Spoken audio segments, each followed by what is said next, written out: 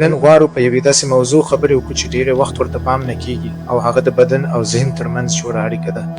آیا کله مو فکر کړی چې ولې له تمرین وروسته تاسو د ډېرې خوښۍ او ارامۍ احساس کوئ؟ حقیقت دا دی چې فټنس یوازې ستاسو عضلات نه جوړوي بلکې ستاسو دماغ هم بیا ځوانوي. ساینس ثابتوي چې کله تاسو په منظم ډول ورزش کوئ ستاسو بدن داسې هورمونونه تولیدوي چې د طبیعي خوشحالۍ درمل بلل کیږي. دا هورمونونه ستاسو له ذهنه سټرس، اضطراب او منفي فکرونه وباسي. په ننني وخت کې چې ژوند له فشارونو ډک دی، فټنس ستاسو د ذهني سکون تر ټولو غوره لاره ده.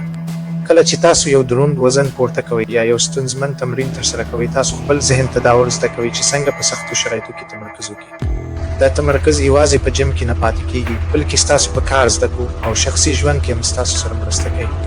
زموږ هدف دا دی چې تاسو پوه شئ یو قوي بدن دی یو قوي ذهن کور دی. کله چې ستاسو بدن روغ وي، ستاسو اعتماد په خپل ځان زیاتېږي او ستاسو اراده قوي کیږي.